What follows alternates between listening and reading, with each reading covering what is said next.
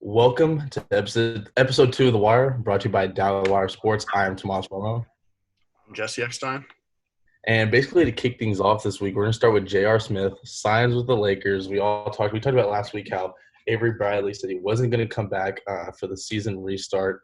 They signed the former Cavalier, LeBron's ex-teammate, J.R. Smith. What are your thoughts on it?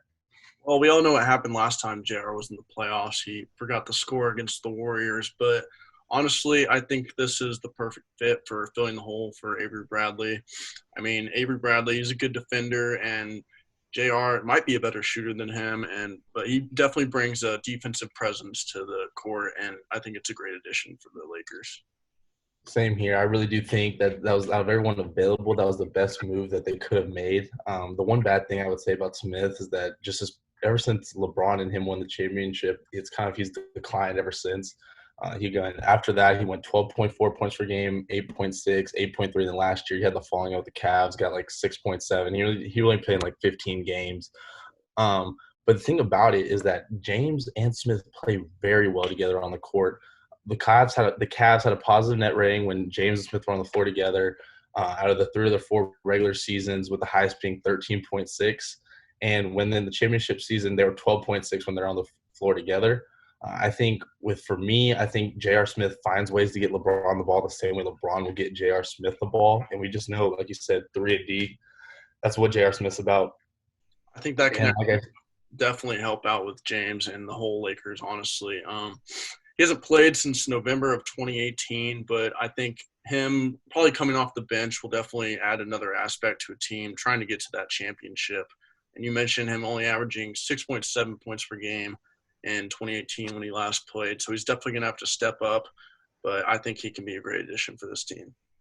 Same here. And like I was saying, with them being on the floor together, when he was James' teammate, he was shooting 38.3% from 3, averaged about 6.1 attempts per game. And honestly, he made LeBron at the same time kind of a better shooter as well. LeBron was able to set Smith up, and Smith was able to set LeBron up. When James set Smith up, he sat him for like 824 threes, and he knocked down like 41% of those shots. And we see this year with Danny Green, he pretty much sees the highest percent passes from James with that 138, knocks down about 37%. So you got Danny Green, who's the high three-point shooter, plus you're going to get J.R. Smith adding in there. And the Lakers aren't the best at the three-point. They're ranked 17 in the league. So I think Smith will be able to shoot more from downtown, create spaces for not only James, but Smith. You got Green on the other side too. And the same with Kyle Kuzma, who has the highest three-point percentage off of all of James' passes, which is 43.1. But he only averages almost 1.2 attempts per game. So Kuzma's not really the three-point shooter, but if he gets the ball in his hands, he could do some damage. Yeah, for sure. He can definitely bring a ton of opportunities when he's on the court, and he hasn't shot lower than 30% three-point percentage in his whole career. So he's definitely going to get some shots in and help out and create those opportunities. And with the connection with LeBron, he's been working out with LeBron like ever since they were together on the Cavs, and they've been continuing that. So that connection will be great. And him coming off the bench will – I don't think he will start just because they have Caruso, Waiters, Caldwell Pope, but like that guard situation just going to be great and help out the Lakers in this playoff run. Same here. Like I said, we both agreed on it. Really, overall, really solid pickup for the Lakers. I really don't think there's anyone better to pick up to replace Bradley. I really see JR giving like 6 to 9 points per game, but I think, like you said, the Lakers are locking the playoffs already. They're going to get into the playoffs. I think that's where, if the Lakers want to get to the finals and they want to win the whole thing, they're going to need J.R. Smith to play at a high level. I don't think he was picked up to just be a rotational or just a pickup player. I think he was meant to actually get some minutes in. It's going to be kind of interesting how they fit that rotation. Like you said, there are a lot of guards on the Lakers and a lot of good ones, very athletic. Like you said, Caruso, and like I said, Danny Green as well, who's a great three-point shooter. It's going to be pretty interesting how they're able to, get everyone in and how to get the best out of the entire team, especially with not a lot of time to practice. For sure. He's definitely going to add another aspect to the team, and I think it's a great addition to the team and definitely one of the best players available that they signed. So I think it's going to be interesting to see how it works out, and definitely could see them making a run to the finals. Same the thing that I found really interesting. I was reading something today about it, but they're not Dwight Howard. You know how he said a couple weeks ago that he really personally wasn't going to play because of the Black Lives Matter movement. He was kind of agreeing with Kyrie Irving, and they're not going to replace. The Lakers said they aren't going to replace Dwight Howard. They're hoping that he will play, and I think for me that's something to like look out for because if Howard doesn't play, who's coming in? You know what I mean? Howard really did get some valuable minutes off the bench, and he played like I think it was like almost 13, 15 minutes a game, something like that. And those are quality minutes. He was a good defender. He kind of really got back into his groove. He found what he was good at. And the Lakers used him really well. So I'm very curious to see if he is going to play or not. Yeah, that's definitely going to be a storyline to watch out for. But how about that storyline of Cam signing with the Patriots? To me, I wanted Cam to get signed. I really didn't want him to, wait the whole year and then, someone's like, oh, we should have signed Cam Newton because I was afraid if that happened, no one was ever going to sign him. Right. And he was going to, fill that backup role, which I don't think he is a backup. Like Cam Newton, he's 31 years old. He's not old. Like he really isn't. And to me, like he's had the shoulder injuries. He only has had 2 starts in the last 18 games. And when he did start, he did not play well at all. But I think some people do forget this guy won the Heisman Trophy, first overall pick. He won an MVP. He's been to a Super Bowl. He's got what it takes. And you're going to put him with Bill Belichick and Julian Edelman and just the way the Patriots atmosphere is. I think he's going to play really well. Yeah, I could definitely see that happening, and this is a great opportunity for him. I'm honestly glad to see he got signed. He's one of the best QBs still available, and the Pats definitely needed him. I mean, we all heard the rumors that it was a possibility, and then Belichick pulled the trigger, and that's what he does. He takes a risk and see if it pays off. And honestly, it's a low-risk, high-reward situation because they signed him for like 550,000 guaranteed and up to 7.5 million in incentives. So we'll see if that pays out for Cam, but definitely a low risk for the Pats, and it could definitely pay off. You're right, and like I said, the contract is based all off of incentives. If he's going to play good, he's going to get his money. If not, he's just going to get the money guarantee, and that's about it. But for me, I think that's so interesting is that he's thrown for at least 3,000 yards and had at least 300 rushing yards from 2011 to 2018. Won the MVP award in 2015 where he threw a career high 35 touchdown passes, led the Panthers 15-1. Like I said, he went to the Super Bowl. We know that was not his best performance. Von Miller just absolutely, and the Denver defense destroyed him. But he played at a high level. In the 14 games in 2018, he completed 67.9% of his passes.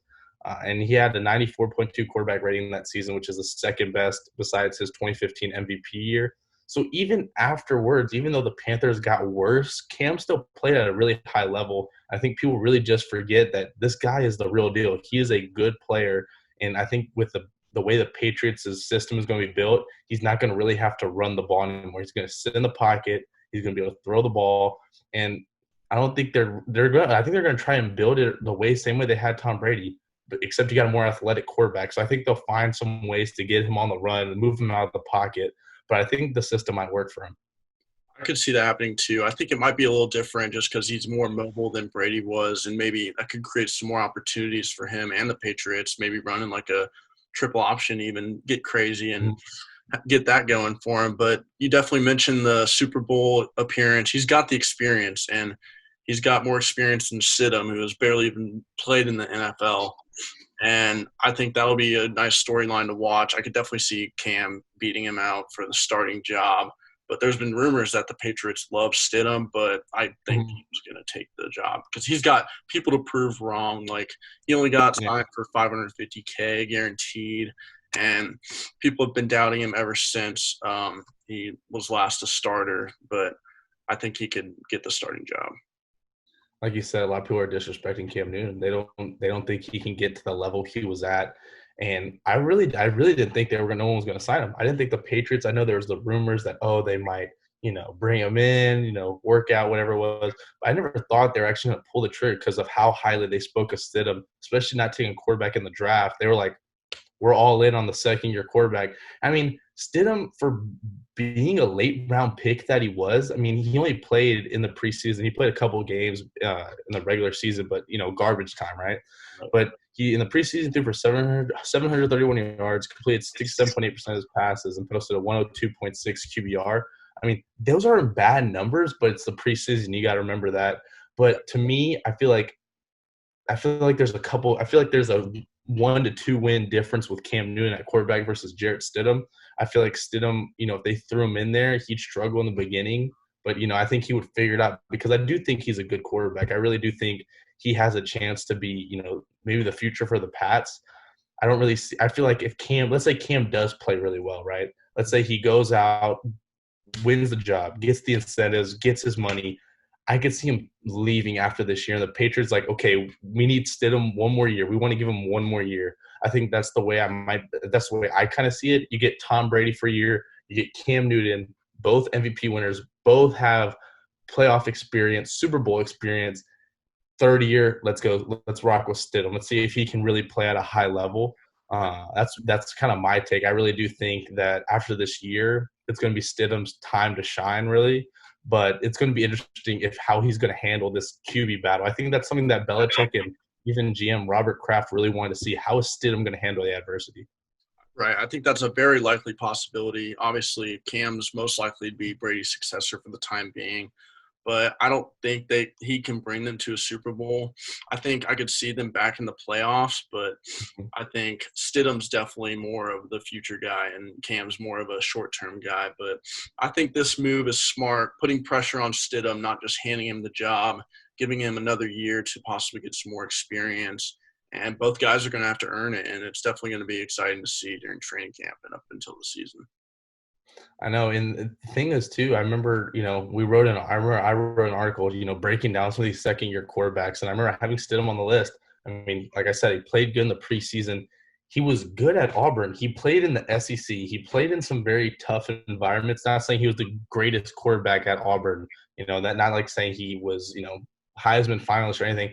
But he's really was built for a pro style type offense. And I think that's something that Belichick and the Patriots are centered around. They're not going to do anything flashy. They're not running no West Coast or trying to go vertical. They're going to find the open guy they're going to throw, and they're going to move the ball down the field, which I think Stidham could be really good at. Cam, how Cam Newton is. He's, like you said, more athletic, more mobile. I feel like he will try to take more shots, take more risk. He's done that his whole career, and that's just kind of the way he is. He always wants the big play. He always only wants to make the big play, whether it's throwing or it's running. He wants to be kind of the center, if that makes sense. But I think, he's going to go under Belichick, and they're going to kind of find a way for it to work out for both of them. It's going to be really interesting, too, like you said, how they're going to build the offense around him. How flashy are they really going to go, considering, Tom Brady, Cam Newton, it's like night and day, really. And so I'm kind of curious, like you said, to see how that all plays out. Yeah, and he's definitely going to have to prove himself, and I think I could see him definitely this will pay off for him. I think this is a great opportunity for him, but he only had a 55 QBR in his last full season, but he's out to prove people wrong and signed for not much money and hasn't played since 2018, like a full season. So I think it'll be fun to watch and fun to see where they go. And I think for me, like we talked about, talking about Cam Newton coming in, I think for me, the biggest thing is, what about the Bills? The Bills were, everyone said they're the lock. They're going to win the AFC East. And now Cam Newton comes into play. Yep, it changes everything. I mean, Bills were the front runner to win the AFC East, but after signing Cam, that puts the Pats right up there with them. And the Pats still are the kings of the AFC East. But I think the Bills have the best chance to dethrone the Pats this season, led by Josh Allen, who's a young QB who has been probably average in his first 2 seasons. But I think he's on the come up. I mean, he went 10-5 in his second season, got a lot better from season 1 to season 2. So I think that shows a lot of promise for the Bills. I think for me, the Bills haven't won the AFC East since 1995. It's been, like you said, the Patriots have taken over. They've controlled that division for many years, and Brady's gone now. And like you said, 10-5 last year. Josh Allen, he could be on the come up for me. Even coming out of college, he was a guy, smaller college, Wyoming. Big arm. He's an athlete. At the quarterback position, and I think that's something people really were drawn to. But I think for me, out of some of these younger quarterbacks, I'm talking, the Kyler Murrays, the Baker Mayfields, the Mitch Trubisky, Daniel Jones, Sam Darnold, all those guys. I don't think Josh Allen is that much better than really any of them. Last year, he was in completion percentage over expected, was 22nd in the league. Pro Football Focus graded him as a 24th best starter last year, puts him at the bottom of the list. And, like you said, he could be improving. I hope he improves because if he gets to a high level, that Bills team with their defense, the way they're built to run the ball as well, is going to be very dangerous. But to me, he continues to struggle. From 2018 to 2019, his QBR was the exact same. He was ranked as a 24th best quarterback in QBR. So he didn't get any real better in that stat or that percentage. And while he did get better in other categories, I mean, the QBR really does stand out for me. But to me, like even now, like as young signal callers, like I said, the Allens, the Darnolds, the Daniel Jones, to me, all those guys had a better QBR than Josh Allen, including Baker last year, Kyler Murray in his rookie season. I think for me, Josh Allen, if the Bills are going to actually compete, Tom Brady last year, they couldn't beat Tom Brady and the Patriots. They couldn't beat him. They didn't beat him. They lost to win the AFC East. And to me, you're still going to have to go into New England, into Foxborough, and beat the Patriots again. But now you're not dealing with Tom Brady. You're dealing with Cam Newton, who's a whole different ballgame. So for me, I think it's the Bills' division to lose, and I feel like they're the Bills. They're gonna lose it. I could definitely see the Patriots coming in and with Cam Newton, like you said, on a mission to go and take that division from them, and I wouldn't be surprised. Yeah, I think just since the fact that the Pats haven't lost AFC East, I think it's their division to lose. But I think the Bills could definitely give them a run for their money like they did last season. I mean, Josh Allen had a 20-9 touchdown to interception ratio, but that QBR is very concerning at 24th in the league. So this season's going to be very important for him in his third season to prove himself and could be the deciding factor to see if he's even the QB for the future for the Bills. But they added Stephon Diggs to the wide receiver core, so I think that could be a significant addition to the team. And I think a lot of people say, who's been on Josh Allen's team? I mean, who's right. The real help he had? I mean, they signed Josh Brown last year. They got Stephon Diggs now. But kind of like, for me, in my opinion, Kyler Murray's leading receiver last year was two running backs.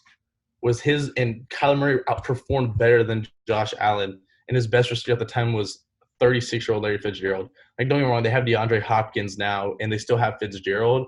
But if Murray was playing better with less, I feel like Allen had more playmakers to his disposal last year. And I think for me, the Bills really do have this. Like you said, this is their year. It's Josh Allen's year. If he's going to either do it and go win this, because think about it, last year, they choked in the playoffs. The Texans came back and beat them when everyone thought the Bills were going to win.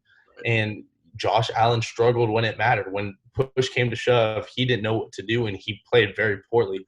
And I think for me, that's something that still bothers me. I think I got to see Josh Allen go into Foxborough, go and beat New England, and really show that this dude's the key, the future for the Bills.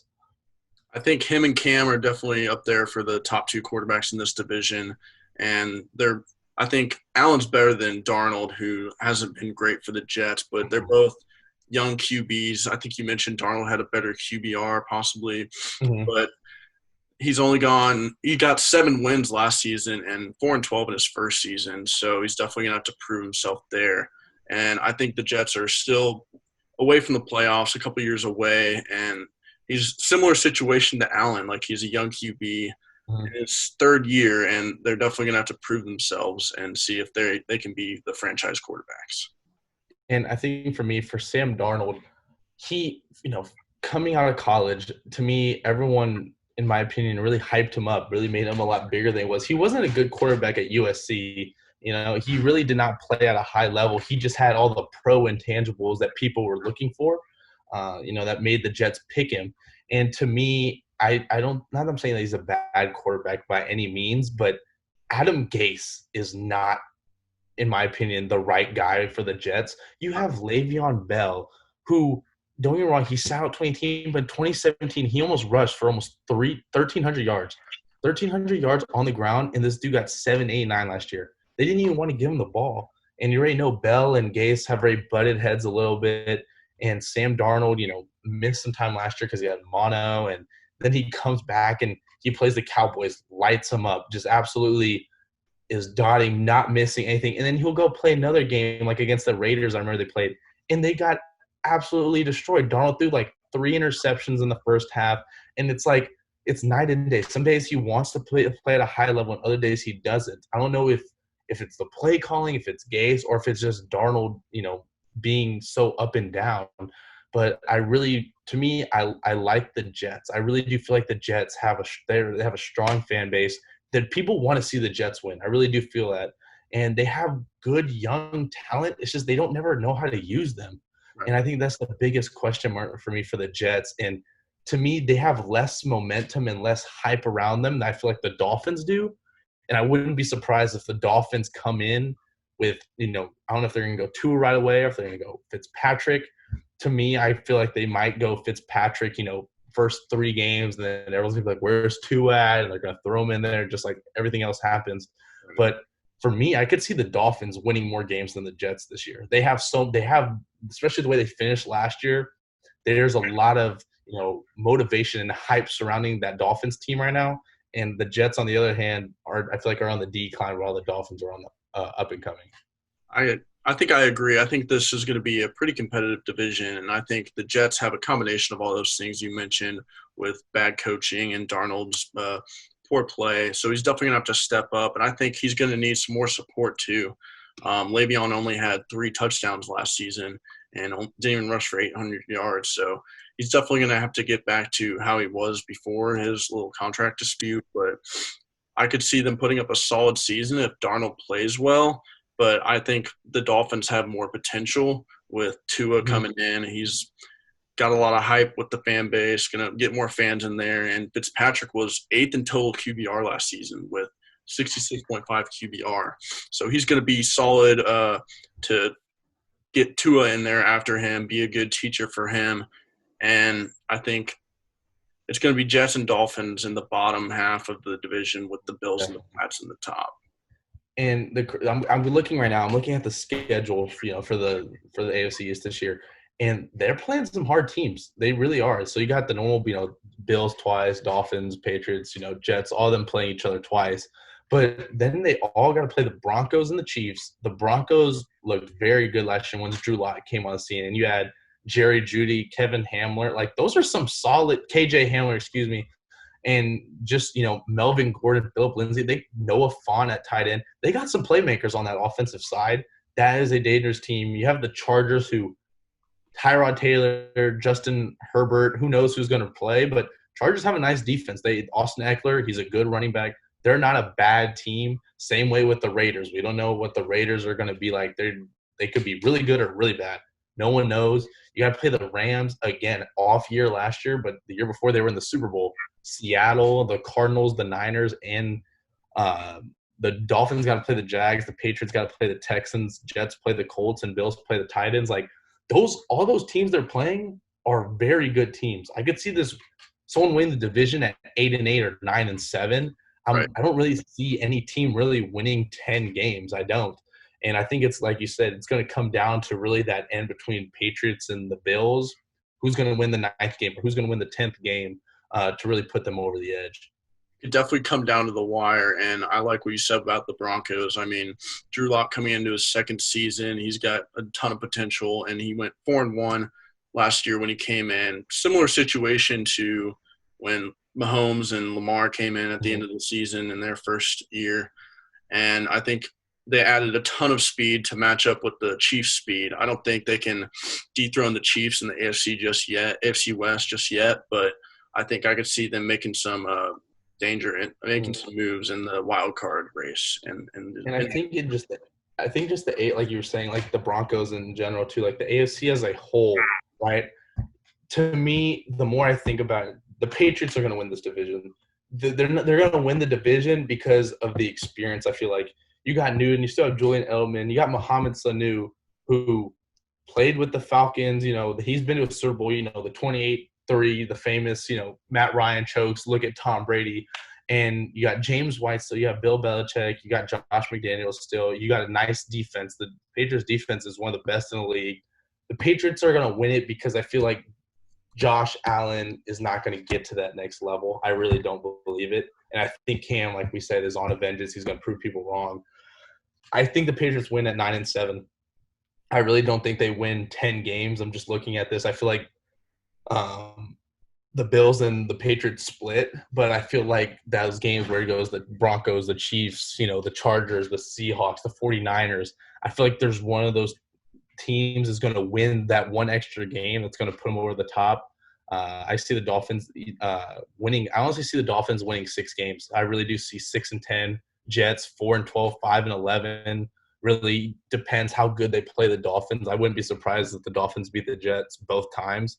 But for me, Patriots win the division 9-7. Bills break 500. They take that regress of a year, and then after that year, if they go 8-8, everyone's gonna be like, "So is Josh Allen really the answer?" You get Stephon Diggs, and you still can't win. Exactly. So I think for me, it's gonna be pretty interesting how that all plays out. But I got the Patriots win the AFC East. I think I'm gonna have to agree with you. The race with the Pats and the Bills is going to be interesting to see how their quarterbacks play. But I think the Pats wide receiver core is pretty solid. Like you mentioned, Elman and Sanu, and got N'Keal Harry last season. I think he could have a good second year. And I think 10 wins is a good ceiling for this division. But I think it's going to be very competitive and close throughout, like, all the teams. And I think for me, this division has always been the Patriots for the last 10, 12, 15 years. It really has been just the Pats. And like we said, the Dolphins, I think they won it 2007, I believe. The Dolphins won the division, and the Patriots were the wild card team. But I think that was when Tom Brady tore his ACL, missed the whole season. But like we said, Cam Newton, he's going to play good. You give him Bill Belichick. Not saying that Ron Rivera with Carolina was a bad coach by any means, but Bill Belichick's a different ball game. But I really do see the Pats winning it. And, I think this is something we can kind of look in, week out. This week we got the AFCs. We're talking about Cam Newton. I think next week we can, we're going to look at some of the other AFC teams. We're going to kind of every week we'll try to break it down division by division, get our little playoff picture, as the season's getting closer to starting. And then after the AFC, we'll get into the NFC. But for me, AFC East is one of the biggest topics right now, especially with Cam Newton recently signing, the Tua with the Dolphins. Is Darnold the answer? Le'Veon Bell, Gase, the whole situation with the Jets. And then the Bills. Are the Bills the real deal? Was last year just a fluke? So I'm really excited to see how, this division turns out. But, Patriots all the way. Yeah, there's a lot going on in the AFC. Definitely a ton of storylines, very exciting stuff, a lot to talk about, and I'm excited to see where it goes this season. Definitely. And honestly, to wrap it up, that's what we got this week, breaking down the AFC. It's Cam Newton. We got J.R. Smith signing. And I think next week we're going to look at some of the other division in the AFC. I think we're going to go to the AFC North next. I feel like that's a really good, tough division as well. Like I said, the AFC, in my opinion, is going to be a very, very tough, division. Every division in and out can really shake it up, besides maybe the Chiefs and the Ravens, the top 2 teams in my opinion. But I think everywhere else we could really see some shakeups and some teams get into that wild card spot, especially now that we have an extra wild card spot. So it's going to be really interesting to see how this season plays out. Definitely going to be an exciting season. I can't wait for it to happen. I just hope everything runs smoothly with all this COVID going on, and I can't wait for football season. Same here. And again, thanks for tuning in to the second episode of The Wire, brought to you by Down the Wire Sports. I'm Tomas Romo. I'm Jesse Eckstein. And we'll see you next week.